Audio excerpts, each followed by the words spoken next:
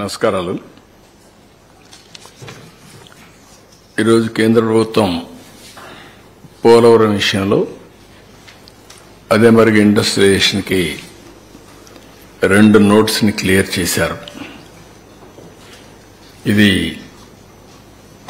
ఒక నిరాశ నిస్పృహల్లో ఉండే రాష్ట్రానికి ఒక మంచి ఊతం ఇస్తుంది, ఒక నమ్మకాన్ని, ఒక భరోసాని ఇస్తుంది. ఈరోజు మనం చూస్తే పోలవరం ఫేజ్ 1 టోటల్గా ఈ ప్రాజెక్ట్ నేషనల్ ప్రాజెక్టు. ఆ రోజు తీసుకున్న కొన్ని నిర్ణయాల వల్ల ఇది ఫేజ్ 1 కింద అక్కడ జరిగిన డిస్ట్రక్షన్ కానీ దీనివల్ల ఫేజ్ 1 ని క్లియర్ చేశారు. ఫేజ్ 1కి 30,436.95 కోట్లు కాస్ట్ అది ప్రాజెక్ట్. అంత మునుపు ఇది నేషనల్ ప్రాజెక్టుగా అనౌన్స్ చేసే నాటికి 4,730,70,71,00,000ని ఇన్వెస్ట్ చేశాం. 4,730 కోట్లు ఇన్వెస్ట్ చేశాం. దాన్ని రాష్ట్ర ప్రభుత్వ ఓటా కింద అప్పట్లోనే పరిగణించి మిగిలిన డబ్బులంతా కేంద్రం పెట్టేట్టుగా ఒక అవగాహనకు వచ్చాం.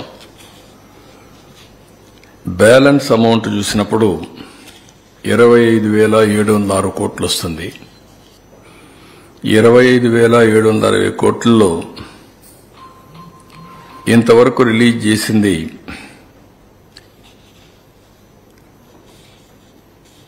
15,146 కోట్లు. ఆ బ్యాలెన్స్ లో మొత్తం రిలీజ్ తీసేసినాక 15,146 కోట్లు ఇవ్వాలి. ల్యాండ్ అక్విజిషన్ కి అండ్ ఆర్ ఇవన్నిటికీ 1,597 కోట్లు ఖర్చు పెట్టాం. ఇవన్నీ పోతే ఈరోజు నెట్ 12,157 కోట్లు ఇవ్వడానికి కేబినెట్ ఇన్ ప్రిన్సిపల్ యాక్సెప్ట్ చేసింది. అయితే ఇక్కడికి వచ్చినప్పుడు 2 సంవత్సరాలకి, ఇదేదో 20 ఏళ్లు 30 ఏళ్లు కాకుండా 2 ఇయర్స్కే 24-25కి 6,000 కోట్లు, 25-26కి 6,157 కోట్లు ఇవ్వడానికి కేంద్రం అంగీకరించారు. ఇక్కడ కూడా డేట్ వారీగా ప్రిస్క్రైబ్ చేశారు. అంటే construction of gap 1 ECRF dam December 24, construction of ECRF dam diaphragm wall gap 2 June 2025, completion of spillway and gates May 2025, completion of approach and pilot channels May 2025, completion of connectivities May 2025, completion of ECRF gap 2 and dam March 2026కి. మొత్తం కూడా project ని 2026-27 మార్చి లోపల complete చేసేట్టుగా ఒక schedule announce చేశారు. ఇది ఒక విధంగా చెప్పాలంటే సంతోషించదగ్గ విషయం. దీన్ని మనస్ఫూర్తిగా స్వాగతిస్తున్నాం. నరేంద్ర మోడీ గారికి, నిర్మలా సీతారామన్ గారికి, సిఆర్ పాటిల్ ఎవరైతే వాటర్ రిసోర్స్ మినిస్టర్ ఉన్నారో ఆయనకి ముగ్గురు కూడా ధన్యవాదాలు తెలియజేస్తున్నాం. మనస్ఫూర్తిగా అభినందనలు. ఇదొక చరిత్ర. ఆంధ్రప్రదేశ్ రాష్ట్రం యొక్క సెంటిమెంట్ తో కూడిన సమస్య. దక్షిణ భారతదేశంలో మనమందరం కూడా అగ్రెసివ్ గా అభివృద్ధి చేసుకుంటూ ముందుకు పోతున్నాం. ఆర్థిక సంస్కరణల్ని అందిపుచ్చుకున్నాం. కానీ వాటర్ చూస్తే ఈ ఒక మాటలో చెప్పాలంటే ఈ 4 స్టేట్లో, కేరళ తప్ప 4 స్టేట్స్ లో వాటర్ స్కార్సిటీ ఎక్కువ ఉంది. త్రాగునీరు కానీ, ఇరిగేషన్ వాటర్ కానీ ఇవన్నీ ఉన్నాయి. ఫార్చునేట్లీ అదృష్టవశాత్తు ఆంధ్ర రాష్ట్రంలో, ఒకప్పుడు కంబైన్డ్ రాష్ట్రం, ఇప్పుడు ఆంధ్ర రాష్ట్రంలో గోదావరి, కృష్ణా నదులు 2 నదులు ఉన్నాయి. గోదావరిలో అబండెంట్ వాటర్ ఉంది. ఇది సముద్రం లేకపోతా ఉంది. అయితే ఎప్పుడో ఈ ప్రాజెక్టు ప్రారంభించినా కానీ ఆ రోజు చేసినటువంటి రాజశేఖర్ రెడ్డి యొక్క చర్యల వల్ల ప్రాజెక్టు ముందుకు పోకుండా వెనుకబోయే పరిస్థితికి వచ్చింది. అది హిస్టారికల్గా మీరందరూ ఒకసారి చూస్తే దీనికి ఎన్ని శాపాలు ఉండాలనో అన్ని శాపాలతో ఇప్పుడిప్పుడు విముక్తి పొందుతున్నాం. ఈ ప్రాజెక్ట్ ఎప్పుడో అంజయ్ గారు ఫౌండేషన్ వేశారు. అప్పుడే ఇందిరాసాగర్ పేరు కూడా పెట్టారు. ఇట్లా అనేక సమయాల్లో ఈవెన్ కాటన్ అయితే అప్పట్లోనే ఆలోచన చేశాడు. ధవళేశ్వరం ప్రాజెక్టు కట్టే మునిపే ఇక్కడ ప్రాజెక్టు కడితే ఎట్లుంటుందని చేసి బ్రిటిష్ పార్లమెంట్ ఒప్పుకోకపోతే అప్పుడు ధవళేశ్వరం బ్యారేజ్ కట్టాడు. లేకుంటే అప్పట్లోనే అయిపోయి ఉండాల్సిన ప్రాజెక్ట్ ఇది. అంటే ఎన్ని ఇబ్బందులు రావాలన్ని ఇబ్బందులు వచ్చాయి. అలాంటిది రాజశేఖర్ రెడ్డి కాంట్రాక్టర్లు మార్చి ఆ కాంట్రాక్ట్ లిటిగేషన్ పడి 2009 వరకు ఆ కాంట్రాక్టులు పనిచేసింటే అయిపోయిండేది, పనిచేయకుండా అడ్డుపడ్డాడు. అది ఆయన చనిపోయే వరకు మళ్ళా కాంట్రాక్ట్ని పిలవలేకపోయాడు. కాలువలు మాత్రం కొంత మట్టి తీశాడు, కడవని వదిలేశాడు ఆయన. తర్వాత రోసయ్య గారు కూడా చేయలేకపోయారు. కిరణ్ కుమార్ రెడ్డి వచ్చిన తర్వాత సీఎం అయిన తర్వాత టెండర్లు పిలిచాడు. అది కూడా 20-25 సార్లు సమైక్య ఆంధ్రప్రదేశ్లో ఎవ్రీ టైం అసెంబ్లీలో వచ్చి అక్కడి నుంచి ప్రాజెక్టు యాజ్ ఇట్ ఈస్ ఉంది. ఆ సమయంలో బైఫర్కేషన్ అయింది. అప్పుడే ఈ రాష్ట్రానికి న్యాయం చేయాలి, ఎట్లా కాంపన్సేట్ చేయాలనుకున్నప్పుడు ఇది ఒక ముఖ్యమైన ప్రాజెక్ట్. పోలవరం ఒక నేషనల్ ప్రాజెక్టుగా ఇచ్చారు. అక్కడి నుంచి నేను ముఖ్యమంత్రి అయ్యాను. ప్రాజెక్ట్ ఇచ్చారు, చట్టంలో పెట్టారు, కానీ ఆ 7 మండలాలు ఇవ్వలేదు. ఆ 7 మండలాలు ముంపుకు గురవుతాయి. ముంపుకు గురైతే ఆ మండలాలు రాకపోతే ప్రాజెక్టు కాదు. అప్పుడు కేంద్రాన్ని గట్టిగా అడిగినప్పుడు నేను ఆ రోజు ఒకటే చెప్పాను, నేను ముఖ్యమంత్రిగా ప్రమాణ స్వీకారం చేయాలంటే ఈ 7 మండలాలు ఇచ్చి ప్రాజెక్టు పూర్తి చేస్తామంటే నేను ఇది చేస్తానని ఆ 7 మండలాలు ఏమని అడిగాను. ఆ రోజు ఎన్డీఏ ప్రభుత్వం, థ్యాంక్స్ టు దెమ్, 7 మండలాలు ఇచ్చిన తర్వాత పార్లమెంట్ సమావేశాలు సమన్ చేశారు.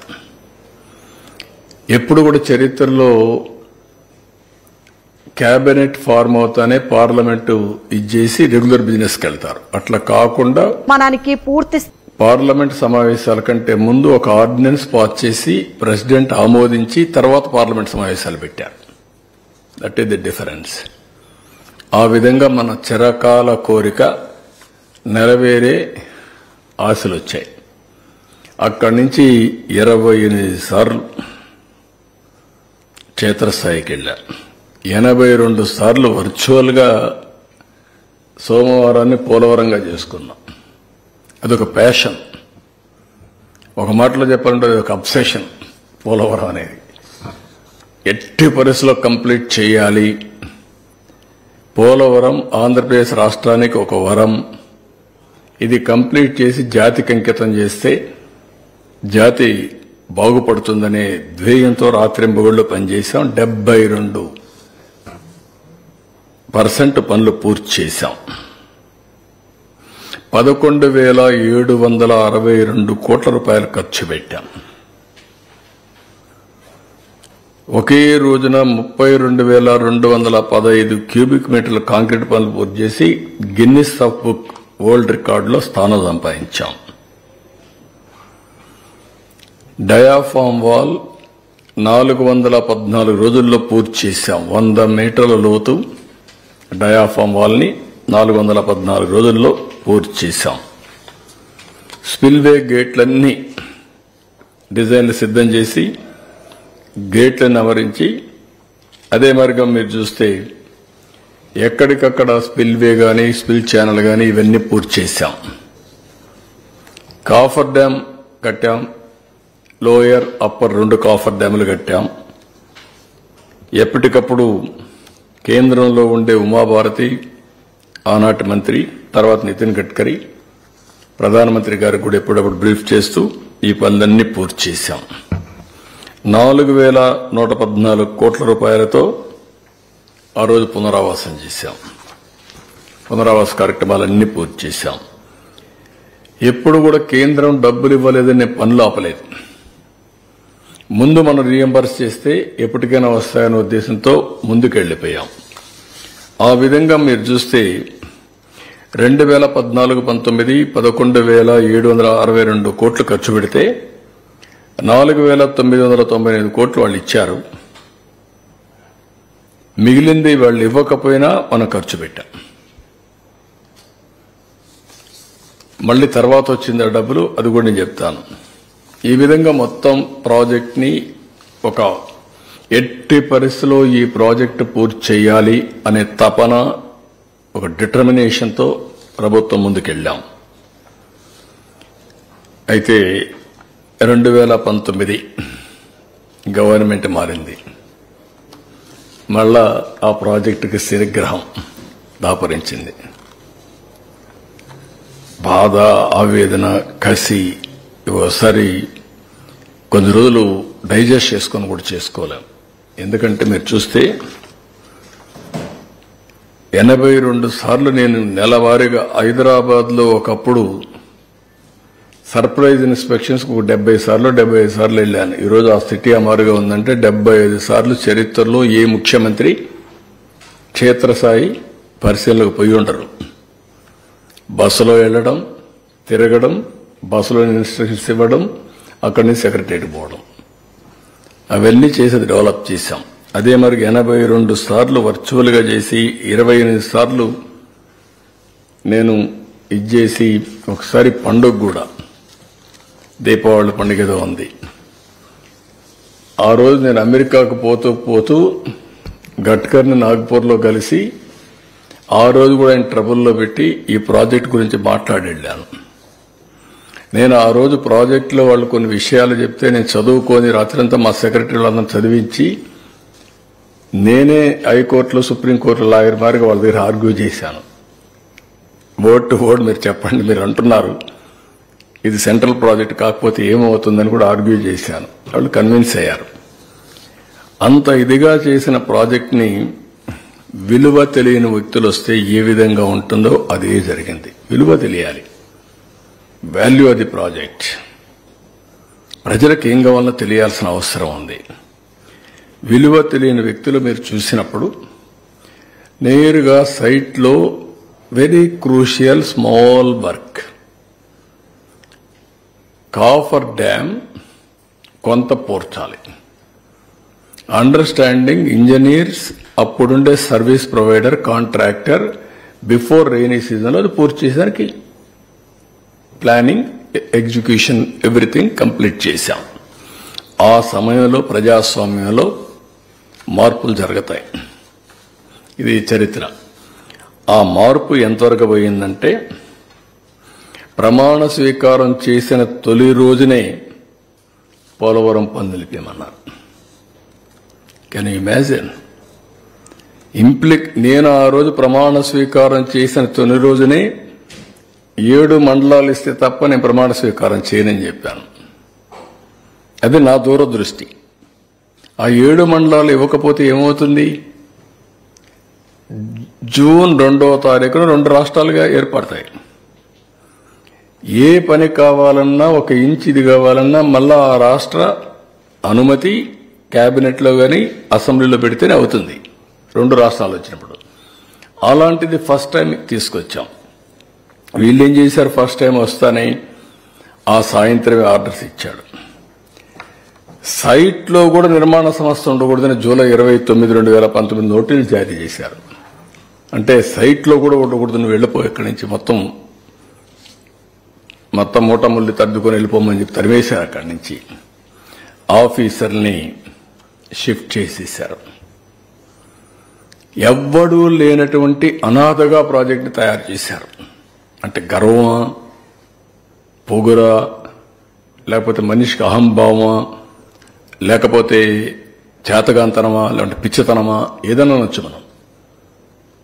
దాని పర్యవసానం మనం చూసినప్పుడు ఇవన్నీ చేసి 2 సీజన్స్ ఏమీ పట్టించుకోవాలి.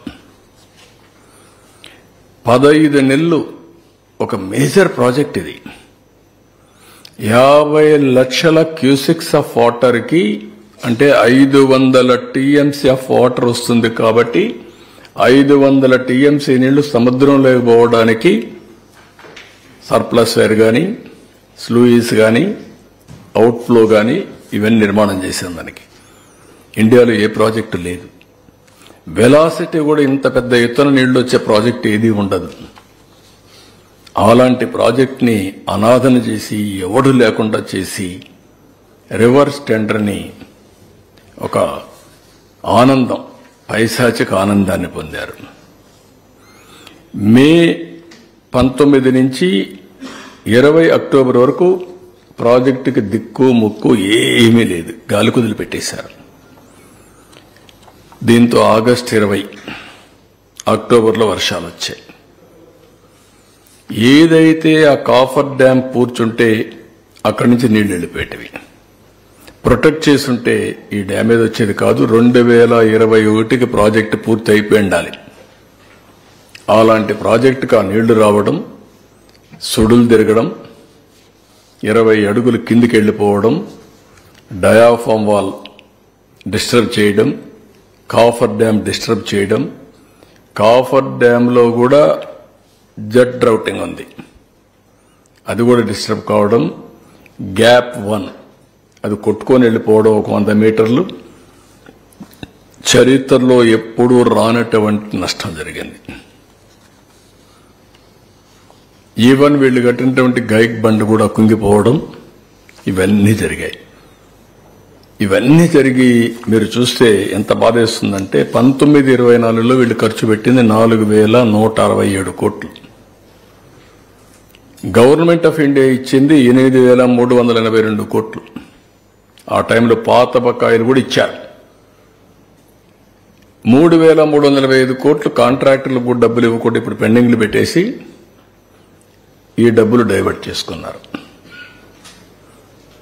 అంటే ఎంత బాధ్యతారాహిత్యం, ఎంత నిర్లక్ష్యమో దీన్ని బట్టి అర్థమవుతుంది. అక్కడి నుంచి ప్రాజెక్ట్ ఏమైందో వదిలిపెట్టేశారు. తర్వాత గవర్నమెంట్ ఆఫ్ ఇండియా ఇవన్నీ చూసిన తర్వాత అప్పుడే గవర్నమెంట్ ఆఫ్ ఇండియా 2 సార్లు వార్నింగ్ ఇచ్చారు. ఒకటి పీపీఏ చాలా స్పష్టంగా ప్రాజెక్టులో మీరు ముందుకెళ్లొద్దండి, ఓల్డ్ కాంట్రాక్టర్ న్యూ కాంట్రాక్టర్ ఇద్దరి మధ్యలో జవాబుదారీతనం ఎవరి మీద ఫిక్స్ చేయాలనో చేయలేము, వెయిట్ చేయండి, డిస్కస్ చేయండి అని వాళ్ళు చెప్పారు రికార్డ్ చేసి. Polavaram project authority chairman, secretary, water resource ministry ఒక లెటర్ రాశారు. Please kindly wait, we will discuss further and decide. ఈ యొక్క సీరియస్నెస్ మీరు అర్థం చేసుకొని వెయిట్ చేసి తర్వాత చేద్దురంటే వినకుండా వెళ్ళారు. దాని పర్యవసానం మొత్తం ఇది డ్యామేజ్ అయినాక మళ్ళా గవర్నమెంట్ ఆఫ్ ఇండియా ఐఐటి హైదరాబాద్ని పంపించారు. మొత్తం ఇన్వెస్టిగేషన్ చేసి చాలా స్పష్టంగా ఎప్పుడు డ్యామేజ్ అయింది, ఎందుకు డ్యామేజ్ అయింది, అన్ని రీజన్స్ అన్ని ఎక్స్ప్లెయిన్ చేశారు. దానికి అడ్డదారిలో ఇష్ట ప్రకారం ఆర్గ్యుమెంట్లు పెడుతున్నారు. చేతగాని ఆర్గ్యుమెంట్లన్నీ. ముందు డయాఫామ్ వాల్ ఎందుకు కట్టారు, కట్టలేదు. ఈసీఆర్ఎఫ్ డ్యామ్ ఎందుకు కట్టలేదు, లేకుంటే ఎందుకు కాఫర్ డ్యామ్లన్నీ పూర్తి చేసి నాకు ఎన్ని కట్టచ్చు కదా, అడ్డదుడ్డంగా. ఆ రోజు CWC, government of India, government of Andhra Pradesh engineers అందరూ కూర్చొని ఇవన్నీ కూడా ఈ సీజన్ లోపల పూర్తి చేసుకుంటే నెక్స్ట్ సీజన్కి మిగిలిన పనులు పూర్తి అయిపోయి ప్రాజెక్టు త్వరితగతిన అవుతుందని పెడితే, మీరు చేసిన తప్పుని కప్పిపుచ్చుకోవడానికి ఇష్టానుసారంగా తప్పుడు సమాచారం ఇచ్చి ఇష్టానుసారంగా ముందుకు పోయే పరిస్థితికి వచ్చారు. ఇప్పుడు వీళ్ళు చేసిన ఈ తప్పుడు పనులన్నిటి వల్ల 227 అంటే 6 ఏళ్లు వెనక్కి వెళ్ళిపోయాం. అదే మరిగా ఇప్పుడు 41.15 ఫేజ్ 1, ఫేజ్ 2 45.72. ప్రాజెక్ట్ నిర్మాణంలో ఇది ఉండదు, కానీ వాటర్ ఇంపౌండ్ చేయడంలో 41.15కే కంప్లీట్ చేయాల్సి వస్తుంది. మొత్తం DPR 2కి ఆ రోజు ఇచ్చిన అనుమతి 55,548 కోట్లు. కాబట్టి ఇది 30,000 కోట్లు అంటే ఇంకా 25,000 కోట్లు కన్స్ట్రక్షన్ కానీ R&R అండ్ ఆల్సో వాళ్ళకి ఇవ్వాల్సిన ల్యాండ్ ఎక్విజిషన్ ఇవన్నిటికి ఇవ్వాల్సి వస్తుంది. అవన్నీ కూడా వర్కౌట్ చేస్తాం. నేను ఎందుకు ఈ విషయాలు చెప్పానంటే మీ అందరికీ ఒక వ్యక్తి దుర్మార్గమైన చర్యల వల్ల, అవగాహన లోపం వల్ల ఈ ప్రజాస్వామ్యంలో ఒక్కొక్కసారి ప్రజలిచ్చిన మద్దతు కానీ మ్యాండేట్ మిస్యూజ్ వల్ల జాతికి ఎంత నష్టం జరుగుతుందో ఇది ఒక ఉదాహరణ. ఈరోజు మళ్లీ కేంద్రంలో NDA వచ్చింది. మళ్ళా ఇక్కడ ప్రజలు ఒక హిస్టారిక్ మ్యాండేట్ ఇచ్చారు. దీంతో కేంద్రంలో కూడా మనకు పనులు అవకాశం వచ్చింది. వాళ్ళు కూడా, ఎందుకంటే మేము NDA, బీజేపీ, తెలుగుదేశం, జనసేన ముగ్గురం కలిసి పోటీ చేశాం. ముగ్గురం కలిసి ఈ రాష్ట్రాన్ని మళ్లీ పునర్నిర్మాణం చేస్తామని, రీకన్స్ట్రక్షన్ చేస్తామని స్పష్టమైన హామీ ఇచ్చాం. ఆ హామీ ఫలితమే ఏదైతే పెండింగ్ లో ఉండే ఈ ప్రాజెక్ట్ ని చాలా తొందరలో, if you can see timing also, నేను ఫస్ట్ టైం పోయినప్పుడు చాలా స్పష్టంగా ఎక్స్ప్లెయిన్ చేశాను. 2 సార్లు ప్రధానమంత్రిని కలిశాను, 2 సార్లు వాటర్ రిసోర్స్ మినిస్టర్ని కలిశాను, 3 సార్లు నేను ఫైనాన్స్ మినిస్టర్ని కలిశాను. మొత్తం ఎక్స్ప్లెయిన్ చేశాను. మంత్రులు వెళ్లారు, మా డిపార్ట్మెంట్ వెళ్లారు, అందరూ కలిసి మాట్లాడారు. దాని పర్యవసానం ఈరోజు మళ్లీ పోలవరాన్ని ట్రాక్ లో పెట్టగలిగాం. ఇప్పుడు ఒక ఆశ, ఇది పూర్తవుతుందని ఒక నమ్మకం రావడం జరిగింది. మళ్లీ పోలవరం ఈ రాష్ట్రానికి జీవనాడి, దీనికి మళ్లీ జీవాన్ని పోశాం. ఇలాంటి ఒక చరిత్రాత్మకమైన నిర్ణయం తీసుకున్నటువంటి కేంద్రాన్ని అభినందిస్తున్నా. It will go a long way for the Telugu community and people of Andhra Pradesh particularly. దానికి వారికి కూడా ధన్యవాదాలు తెలియజేస్తూ, అదే సమయంలో ఈరోజు దేశంలోని 12 ప్రాంతాల్లో పారిశ్రామిక కారిడార్లు ఏర్పాటు చేస్తున్నారు. మన దగ్గర 3 కారిడార్లు వచ్చాయి. Visakhapatnam Chennai corridor, Bengaluru Chennai corridor, Bengaluru Hyderabad corridor, 3 corridors వచ్చాయి. కేంద్ర ప్రభుత్వం 28,602 కోట్ల రూపాయలు ఈ కారిడార్లో ఖర్చు పెట్టడానికి 12 ప్లేసెస్ లో డబ్బులు అలొకేట్ చేశారు, ముందుకు వచ్చారు. ఇక్కడ ఉద్యోగాలు, ఉపాధి కల్పించాలనేది మెయిన్ గా. అదే మరి ఎలక్ట్రిక్ వాహనాలు కానీ, లేకపోతే హార్డ్వేర్, ఎలక్ట్రానిక్స్ ఇవన్నీ చేయడం కోసం ముందుకు వచ్చారు. మళ్లీ ఇక్కడ 2 కారిడార్లు, 3 కారిడార్లు మనకు వస్తున్నాయి. ఒకటి కడపలో కొప్పర్తి, ఇది 2,596 ఎకరాల్లో కొప్పర్తి పారిశ్రామిక హబ్ వస్తుంది. దీనికి 2,137 కోట్ల రూపాయలు మనం ఖర్చు పెడుతున్నాం. 54,000 మందికి ఎంప్లాయ్మెంట్ వస్తుంది. రెండోది కర్నూలు జిల్లా ఓర్వకల్, ఇది 2,620 ఎకరాల్లో ఓర్వకల్ పారిశ్రామిక హబ్. దీని మీద 2,786 కోట్ల రూపాయలు ఇన్ఫ్రాస్ట్రక్చర్, మౌలిక సదుపాయాలకు ఖర్చు పెడుతున్నాం. దీంట్లో 12,000 కోట్ల రూపాయలు మినిమం పెట్టుబడులు వస్తాయి. 45,000 మందికి ఉద్యోగాలు వస్తాయి. అదే మరి ఇప్పటికే కృష్ణపట్నం, అక్కడ కూడా ఒక నోడ్కి, హబ్కి అనుమతి ఇచ్చారు. 18,000 కోట్లు మనం ఖర్చు పెడతాం. అది కూడా అక్కడే కృష్ణపట్నం పోర్ట్ ఉంది, దానికి కూడా ఇంపాక్ట్ ఉంటుంది. నక్కపల్లి ఇంకొక పక్కన ఫార్మా హబ్ వస్తుంది, అది కూడా టెండర్లు పిలుస్తున్నాం. ఈ విధంగా ఇప్పటికి 4 హబ్బులు వచ్చి 3 కారిడార్లలో ఈ ప్రాజెక్టులన్నీ వస్తాయి. ఇది ఒక చరిత్ర. ఇప్పుడిప్పుడు మళ్లీ డెవలప్మెంట్ గాని, ఇక్కడ ఇన్స్టిట్యూషన్స్ గాని, ప్రాజెక్ట్స్ గాని ముందుకు పోయే పరిస్థితి వచ్చింది. దీనికి కూడా నేను కేంద్రాన్ని మనస్ఫూర్తిగా అభినందిస్తున్నా. ఈ కేంద్రం దగ్గర ఇప్పుడు అనౌన్స్ చేసిన 2, ఇంత మునుపు అనౌన్స్ చేసిన 2 ఉన్నాయి, 4 ఉన్నాయి. దానికి కూడా మనస్ఫూర్తిగా అభినందిస్తున్నా. ఇవన్నీ పూర్తి చేసుకుంటే ఇక్కడ ఎంప్లాయ్మెంట్ ఇంకా ఎకానమీ కొంత సెట్ అయ్యేదానికి అవకాశం ఉంటుంది. ఇలాంటివన్నీ ఉంటే అన్నీ సర్వనాశనం చేసి ఇంకా మళ్ళా ఏదో ఒకటి నేను చేస్తున్నా, ఇదంతా మా ఘనత అని మాట్లాడే దౌర్భాగ్య స్థితికి వచ్చారు వీళ్ళు. వేరే దేశంలో అయితే ఇలాంటి వాళ్ళని ఏం చేస్తారు నాకు తెలియదు, కానీ మన దేశం కాబట్టి జరిగిపోతా ఉంది. ఇది బ్రీఫ్గా, దీనికంటే ఎక్కువ నేను మాట్లాడదలుచుకోలేదు వీళ్ళ గురించి.